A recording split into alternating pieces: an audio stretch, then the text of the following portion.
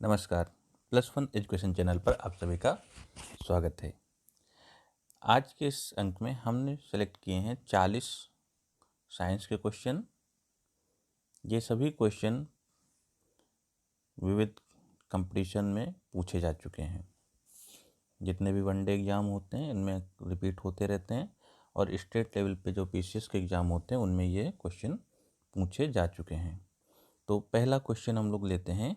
पहला क्वेश्चन है, सुई चुभ होने पर कौन से अंग में दर्द महसूस नहीं होगा? इसका सही जवाब होता है ए, मस्तिष्क। दूसरा आंसर करते हैं क्वेश्चन, फलों के मीठे स्वाद का क्या कारण होता है? फलों में जो मीठापन होता है वो किसके कारण होता है? इसका सही जवाब हमारा होगा फ्रुक्टोज। फ्रूट से इंग्लिश में बोलते हैं फ्रूट फल को, तो याद रखना भी आसान होता है, फ्रुक्टोज बोल सकते हैं। तीसरा क्वेश्चन ये अक्सर पूछा जाता है, एलपीजी सिलेंडर के रिसाव से उत्पन्न दुर्गंध किसकी है? लीकेज हो जाते हैं तो जो एक दुर्गंध आती है वो कौन सी गैस है? तो मेथेन है क्या, प्रोपेन है, ब्यूटेन है या एथाइल मरकैप्टेन है? तो इसका सही जवाब होता है एथाइल मरकैप्टेन। ये गैस इसीलिए मिलाई ही खास तौर पे जाती है जिससे गैस रिसाव का पता चल सके, वरना गैस की बदबू अगर नहीं आएगी तो पता नहीं चलेगी और वो दम घोंट सकती है, जहरीली गैसें होती हैं।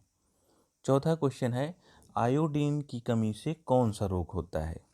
अक्सर अगर टीवी पे ऐड देखेंगे तो इसका जवाब मिल जाएगा, आयोडीन की कमी से होता है घेंघा रोग। गले का जो साउंड बॉक्स होता है ये बड़ा सा हो जाता है, इसको घेंघा रोग बोलते हैं।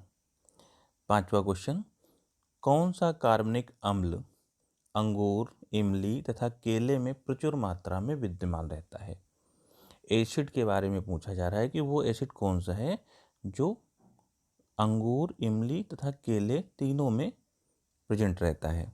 एस्टिक अम्ल, सिट्रिक, लैक्टिक या फिर टार्टेरिक अम्ल। तो लैक्टिक पता है सबको कहाँ होता है, सिट्रिक भी पता होना चाहिए। इसका सही जवाब जो होता है वो है हमारा टार्टेरिक अम्ल। छठा क्वेश्चन, निम्न में कौन ग्रीन हाउस गैस नहीं है? बहुत ही आसान क्वेश्चन है, अगर हम ढंग से इसको देख लें तो इसमें ऑक्सीजन विकल्प में रखा गया है O2, तो इसका सही जवाब यही हो जाएगा ऑक्सीजन। सातवां क्वेश्चन लेते हैं, कौन सा पदार्थ प्राकृतिक बहुलक है? बहुलक मीन्स होता है पॉलीमर, ठीक है। तो नेचुरल पॉलीमर कौन सा है? आर्टिफिशियल भी होते हैं और नेचुरल भी पूछा जा रहा है यहाँ पे। तो इसका सही जवाब क्या हो सकता है? इसका सही जवाब जो है हमारा वो है रेशम। चलिए अगले क्वेश्चन की तरफ बढ़ते हैं हम लोग। वायु की गति किससे नापी जाती है? अच्छा क्वेश्चन है, पूछा गया है वायु की गति किससे नापी जाती है? बैरोमीटर, अगर ध्यान देंगे बैरोमीटर, एनोमीटर या हाइड्रोमीटर या विंड वैन। तो बैरोमीटर कंफ्यूज हो सकते हैं कुछ लोग, क्योंकि वायु दाब जो है बैरोमीटर से नापी जाती है। हाइड्रो में तो देखिए हाइड्रो मीन्स वाटर होता है, तो ये छोड़ सकते हो आप, गेस भी कर सकते हो। विंड वैन यहाँ भी कंफ्यूज हो सकते हैं, लेकिन इसका सही आंसर जो होगा वो होगा एनीमोमीटर। चलिए अगला क्वेश्चन नवा पढ़ते हैं, डायनमो का क्या काम है? डायनमो क्या काम करता है? तो इसमें जैसे होता है ना, रासायनिक ऊर्जा को यांत्रिक ऊर्जा में बदलता है, विद्युत ऊर्जा को यांत्रिक ऊर्जा में, या यांत्रिक ऊर्जा को विद्युत ऊर्जा में। फिर चौथा ऑप्शन है विद्युत ऊर्जा को रासायनिक ऊर्जा में। अब यहाँ भी अगर हम ध्यान से देखें तो हम जो यूज कर रहे हैं वो विद्युत ऊर्जा ही यूज करते हैं और यही काम हम कराते हैं डायनमो से, यानी यांत्रिक ऊर्जा को विद्युत ऊर्जा में कन्वर्ट कर देता है। 10वां क्वेश्चन, बिग बैंग थ्योरी का संबंध किससे है? काफ़ी अच्छा क्वेश्चन है ये। जीवों से, हिमयुग से या ब्रह्मांड उत्पत्ति से या फिर महासागर से? तो जो थ्योरी चली है हमारी कि ये ब्रह्मांड किस तरीके से बना, किस तरीके से धरती हमारी बनी, वो बिग बैंग थ्योरी से रिलेट करती है। 11वां क्वेश्चन है हमारा, मानव की सामान्य आँख के लिए स्पष्ट दृष्टि की न्यूनतम दूरी कितनी है। सैकड़ों बार ये क्वेश्चन पूछा जा चुका है और इसका सही जवाब बिल्कुल आना चाहिए सबको, 25 सेंटीमीटर। यानी हमारी आँख और सामने अगर हम कोई पुस्तक पढ़ रहे हैं तो 25 सेंटीमीटर का हमारा गैप होना चाहिए, दूरी होनी चाहिए, जिससे हम साफ साफ पढ़ सकें। 12वां क्वेश्चन बहुत ही अच्छा क्वेश्चन और बहुत ही इम्पोर्टेंट क्वेश्चन है ये। अक्सर इस तरह के क्वेश्चन नहीं मिलते हैं। विटामिन ई का सर्वाधिक महत्वपूर्ण स्रोत क्या है। इसमें 4 ऑप्शन दिए गए हैं, ताड़ का तेल, नारियल का तेल, गेहूं अंकुर का तेल या सरसों का तेल। तो अगर बहुत हम ध्यान से इसमें बात करें तो ये जो टर्म है ना सर्वाधिक, इस सर्वाधिक पे हमको फोकस करना होगा और सर्वाधिक के मामले में हम बात करेंगे गेहूं अंकुर का तेल। वैसे इन चारों में जो है विटामिन ई पाया जाता है। क्वेश्चन नंबर 13, मलेरिया रोग की प्रभावी दवा क्विनोन किससे तैयार की जाती है। बहुत ही अच्छा क्वेश्चन है। तो इसका सही जवाब जो है हमारा, 4 ऑप्शन दिए गए हैं, पहले देख लेते हैं। सिनकोना की छाल, सिनेमन की छाल, तुलसी पत्ती, कत्था वृक्ष से। तो 2 ऑप्शन तो हम बिल्कुल काट सकते हैं, बिल्कुल हमने काट दिया। अब प्रॉब्लम आती है सिनकोना या सिनेमन, तो ये हमारा सही आंसर होगा ए, सिनकोना की छाल से। जब कोई दवा नहीं थी तो सिनकोना की जो है दवा के रूप में प्रचलित की गई थी और बड़ी कारगर दवा थी आज से 100 साल पहले। अब क्वेश्चन नंबर 14 की तरफ हम लोग बढ़ते हैं। जिस रूप से पौधे नाइट्रोजन प्राप्त करते हैं वह कौन सा रूप है। क्या वो नाइट्रिक ऑक्साइड है, नाइट्रेट है, अमोनिया है या नाइट्राइड है। तो इसका सही आंसर हमारा होगा बी, NO3। ठीक है। 15वां क्वेश्चन हम लोग लेंगे। जो मनुष्य यह नहीं समझ पाता कि कब उसे भोजन करना रोक देना चाहिए वह पीड़ित है। यानी ये एक बीमारी है, ज़्यादा खाता जा रहा है, उसको पता नहीं कि अब उसको भूख लगी भी है, पेट भर भी गया है या नहीं लग गया है। तो इसके 4 ऑप्शन दिए गए हैं, बुलिमिया, मधुमेह, एनोरेक्सिया, अति अम्लता। ठीक है। तो इसका मधुमेह तो आप जानते हैं बिल्कुल भी नहीं होगा, मधुमेह आप काट सकते हैं इसको सबसे पहले। अब बचे 3, तो इसमें से सही आंसर होगा बुलिमिया का। और ये जो एनोरेक्सिया नर्वोसा होता है, इसमें आदमी के अंदर एक भय बैठ जाता है कि वो मोटा हो जाएगा। एक तरीके का फोबिया है कि वो क्या हो जाएगा, मोटा हो जाएगा। ठीक है। और वो कम खाता है फिर इसमें। तो चलिए अब 16वां क्वेश्चन जो है हमारा ब्लड ग्रुप से रिलेटेड है। यूनिवर्सल डोनर कौन होता है। क्वेश्चन आसान है, सबको आता होगा ये क्वेश्चन। यूनिवर्सल डोनर कौन है। तो यूनिवर्सल डोनर जो है हम सब लोग जानते हैं ओ, या इसको जीरो कहना चाहिए, वो तो गलत होता है, जीरो बोला जाता है, सही टर्म है ओ ब्लड ग्रुप कह सकते हैं। ठीक है। और इसमें भी अगर नहीं पता है हमें ब्लड ग्रुप तो उसमें भी होता है -O-। 17वां क्वेश्चन, जल को जीवाणु मुक्त करने के लिए किसका प्रयोग किया जाता है। यानी वाटर प्योरीफाई करने के लिए हम किसका प्रयोग करते हैं। ओजोन का करते हैं, क्लोरोमीन का करते हैं या क्लोरीन डाइऑक्साइड का करते हैं। तो इसका सही जवाब होगा डी, ऑल, सभी का करते हैं। 18वां, मिर्च की तीक्ष्णता का कारण क्या है। जो मिर्च खाते हैं तो इतनी तीखी लगती है, उसका कारण क्या है, उसमें उपस्थित क्या है ऐसा जिसकी वजह से इतना ज़्यादा वो तीखापन है। तो वो एल्कलॉइड है कैप्सेसिन का, जिसकी वजह से इतनी ज़्यादा उसमें तीखीपन आ जाते हैं। अगर हम इसके फार्मूले की बात करेंगे तो ये हो जाएगा C18H2O3N, ये 18 है यहाँ पे। तो ये इसका फार्मूला बन जाता है जिसकी वजह से ये इतनी ज़्यादा तीखी आ जाती है। अब बात आई अगर कैरोटीन और एंथोसाइनिन की, तो हम सब जानते हैं ये गाजर में पाया जाता है और लाइकोपिन टमाटर में पाया जाता है। गाजर में भी कुछ गाजर पीली होती हैं और कुछ गाजर लाल होती हैं। तो जो पीली होती है उनमें कैरोटीन होता है, लाल वालों में एंथोसाइनिन होता है। चलिए 19वें क्वेश्चन की तरफ हम लोग बढ़ते हैं। किसका उपयोग रक्त कैंसर के उपचार में किया जाता है? ये बहुत ही बेहतरीन क्वेश्चन है और बहुत ही इम्पोर्टेंट क्वेश्चन भी है। इसमें ध्यान रखिए, क्वेश्चन पूछा जा रहा है रक्त कैंसर, ना कि सिर्फ कैंसर पूछा जा रहा है। रक्त कैंसर को इंग्लिश में ल्यूकीमिया भी बोला जाता है। तो इसके उपचार में किसका प्रयोग किया जाता है, ये क्वेश्चन हमारा आता है। तो इसका सही जो जवाब होगा हमारा, वो होगा फास्फोरस 32 का। ये आइसोटोप है फास्फोरस 32, इसका उपयोग जो है किया जाता है ल्यूकीमिया के। वैसे अगर हम बात करें कैंसर की, अगर बात करते हैं तो देखिए आयोडीन का भी प्रयोग किया जाता है कैंसर के उपचार के लिए, लेकिन वो थायराइड, जो ये आयोडीन है ये थायराइड के उपचार में प्रयोग में आता है। इसी तरीके से सोडियम का भी प्रयोग किया जाता है, लेकिन ये कहाँ, सर्कुलेशन में, ब्लड जो होता है ना, ब्लड सर्कुलेशन, वहाँ पे ये काम में आता है। इसे कोबाल्ट का भी करते हैं हम प्रयोग, लेकिन ये करते हैं ट्यूमर में। तो इसीलिए हमने कहा बहुत ध्यान से क्वेश्चन को देखना। रक्त कैंसर पहले उसने दे दिया, ल्यूकीमिया के बारे में बात की जा रही थी। 20वां क्वेश्चन, भारतीय पशु चिकित्सा विज्ञान अनुसंधान कहाँ पे स्थित है? तो इसमें सिर्फ रटने की बात होती है, इसमें दिमाग बिल्कुल भी नहीं लगाया जाता है। इसका सही आंसर होगा बरेली। करनाल से भी कंफ्यूज हो सकते हैं, मथुरा से भी हो सकते हैं, क्योंकि दोनों जगह पे पशुओं से संबंधित वेटनरी मेडिकल कॉलेज है मथुरा में, और करनाल तो फेमस ही है।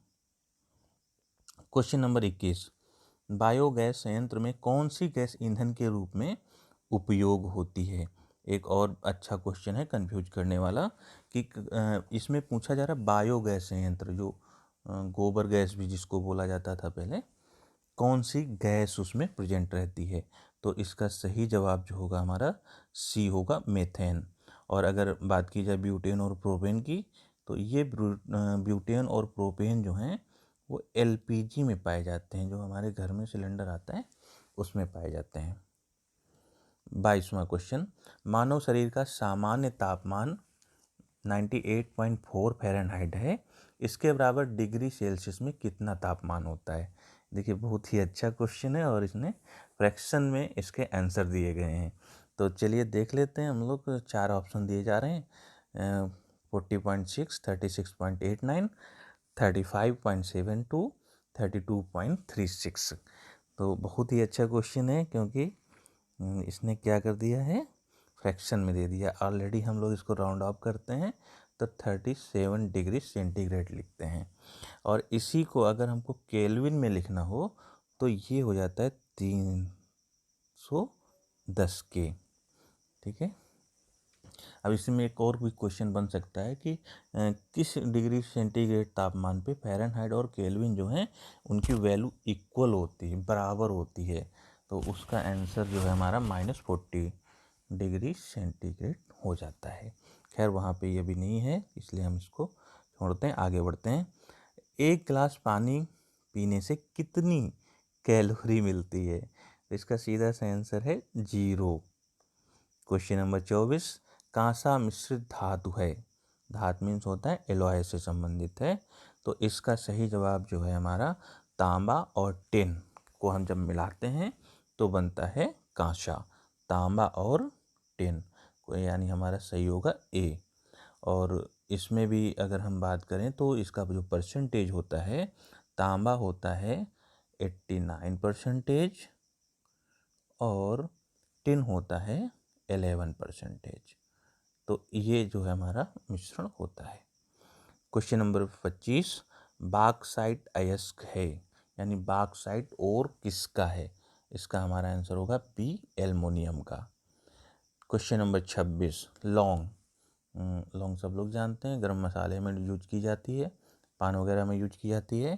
तो लौंग क्या है? क्या वो तना है, जड़ है, पत्ती है या सूखा फल है? तो इसका सही जवाब होगा वो एक फल है। क्वेश्चन नंबर 28, नैनो प्लग क्या है? टर्म है नैनो प्लग क्या है? छोटी बुलेट है, छोटा सुनने का यंत्र है, छोटा रॉकेट लॉन्चर है, या इनमें से कोई नहीं है? तो हमारा जो सही जवाब होगा वो होगा छोटा सुनने का यंत्र, बी। क्वेश्चन नंबर 29, पेड़ पौधों में जाइलम क्या काम करता है? तो एक दो चीज़ होते हैं, दो टिश्यूज होते हैं, जाइलम और फ्लोएम। यहाँ पूछा जा रहा है कि जाइलम का काम क्या है? जल वहन के लिए, ऑक्सीजन वहन के लिए, अमीनो एसिड वहन के लिए, या आहार वहन के लिए? तो जाइलम का मुख्य काम होता है वाटर सप्लाई, जल वहन के लिए।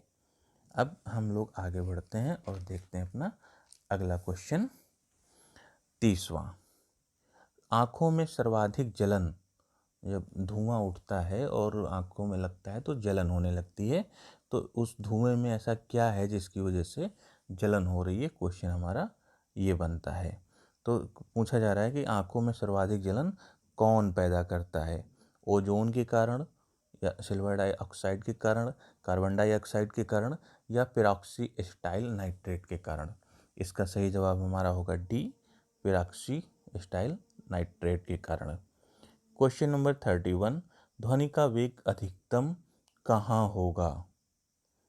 ठीक है, तो इसका जो सही जवाब होता है हमारा, देखिए वेव्स जो ट्रेवल करती हैं, अगर कोई मीडियम है तो वो उसको अपोज करती हैं, रोकने का काम एक तरीके से करती हैं। तो इसका सही जवाब जो होगा हमारा होगा डी, इस्पात। 32 क्वेश्चन नंबर, ग्रेफीन क्या है? ग्रेफीन टर्म है, ग्रेफीन के बारे में पूछा जा रहा है, ग्रेफीन क्या है?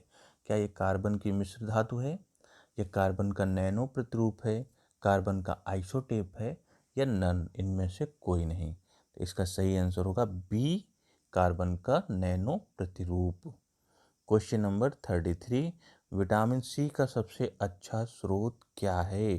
जो नीचे आपको 4 दिए जा रहे हैं इनमें से बताना है आपको सबसे अच्छा। देखिए फिर जो क्वेश्चन में ध्यान देना है, वो पूछा जा रहा है सबसे अच्छा।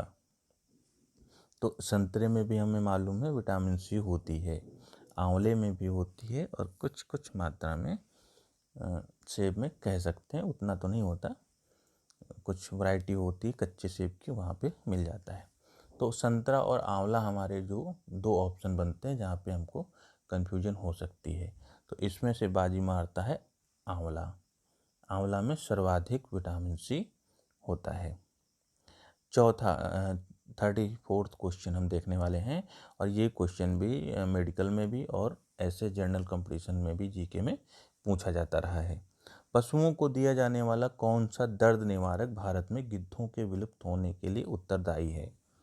जो गिद्ध है, वल्चर है, हम सब जानते हैं ये मरे हुए पशुओं को, डेड बॉडीज को साफ करते थे। तो जानवर को जब ये दवा दी गई तो गिद्धों ने खाया और गिद्धों को भी विनाश होने लगा, उनकी संख्या कम होने लगी। वो आइब्रूफेन है क्या, एस्पिरिन है, एस्टामिनोफेन है, या डिक्लोफिनेक है? तो इसका सही आंसर है डिक्लोफिनेक। और इसके कारण ही गिद्ध जो हैं भारत में वो रेड डाटा बुक में दर्ज हो गए हैं बेचारे। ठीक है, क्वेश्चन नंबर 35, सामान्य परिस्थितियों में वृक्ष के पत्तों की सहस्राहट का डेसिबल कितना होता है? ये भी क्वेश्चन पूछा जा चुका है कि कितना डेसिबल जो है वो होता है। तो इसका सही जवाब होता है बी, 20 डेसिबल। यहाँ पे डेसिबल लिखना चाहिए था डी बी करके, तो 20 डेसिबल होता है। क्वेश्चन नंबर 36, प्राकृतिक गैस, नेचुरल गैस का मुख्य भाग क्या है? तो प्राकृतिक गैस का मुख्य भाग क्या होता है? वो है मीथेन। मीथेन कहाँ पाई जाती है? दलदली क्षेत्रों में पाई जाती है, जहाँ पे कीचड़ होगा, दलदल होगा, वहाँ पे मीथेन पाई जाती है। एक और ख़ास बात जहाँ से क्वेश्चन बन सकता है, इसको मार्स गैस भी कहते हैं। क्वेश्चन नंबर 37, हरित गृह प्रभाव क्या है? तो मुझे लगता है ये सबको पता है। हरित गृह प्रभाव क्या है? ग्लोबल वार्मिंग के कारण जो बन रहे हैं वो है वैश्विक ताप में वृद्धि। क्वेश्चन नंबर 38 की तरफ बढ़ते हैं। निम्न में कौन कीटों से प्राप्त नहीं होता? ध्यान से समझिए, कीटों से प्राप्त नहीं होता, यहाँ हमको ध्यान देना है कीटों पे। तो रेशम, शहद, लाख, मोती, तीन ऑप्शन अगर हम ध्यान से देखें तो ये तीनों जो हैं हमको कीटों से प्राप्त होते हैं। चौथा ऑप्शन जो ये मोती का है, ये मौलास्क से प्राप्त होता है। सीप जो होती है समुद्र में, कैल्शियम कार्बोनेट वहाँ से प्राप्त होता है। तो हमारा ऑप्शन डी सही होगा, मोती। डीएनए की द्विकुंडली संरचना किसने दी? द्विकुंडली को कहते हैं डबल हेलिकल मॉडल। तो डीएनए के जो डबल हेलिकल मॉडल के जनक हैं वो Jacob Monod, Watson Crick, H G. Khurana या इनमें से कोई नहीं। सही आंसर हम सब मालूम करते हैं तो वो होता है वाटसन और क्रिक। बाद में इस काम के लिए इनको नोबेल प्राइज़ भी मिला था 1962 में। और जो फिर उसमें जो डबल बॉन्ड और ट्रिपल बॉन्ड है एडेनिन, ग्वानिन, थाइमिन, साइटोसिन के, वो एक नई संरचना इन्होंने खोज के दी थी। अंतिम क्वेश्चन है हमारा, आइंस्टाइन को किस सिद्धांत के लिए नोबेल प्राइज मिला था? तो आइंस्टाइन की अगर हम बात की जाए तो जो प्रसिद्धि मिली उनको वो सापेक्षता का सिद्धांत के लिए मिली थी। लेकिन नोबेल प्राइज जो मिला वो पूछा जा रहा है यहाँ पे, और वो था प्रकाश विद्युत का सिद्धांत। 1921 में ये इनको बात इन्होंने बताई कि जब कोई पदार्थ किसी विद्युत चुम्बकीय विकिरण से ऊर्जा शोषित करने के बाद उत्सर्जित करता है तो इसे विद्युत प्रभाव कहते हैं, और इसके लिए इनको नोबेल प्राइज दिया गया था। तो आज इस क्विज में क्विज या जीके के क्वेश्चन सीरीज में हमने 40 क्वेश्चन किए हैं। ये क्वेश्चन मोस्ट इम्पॉर्टेंट हैं जो अक्सर पूछे जाते हैं। इन क्वेश्चन को रिवीजन कर सकते हैं और फ़ायदा उठा सकते हैं। आज के इस वीडियो में इतना ही। धन्यवाद।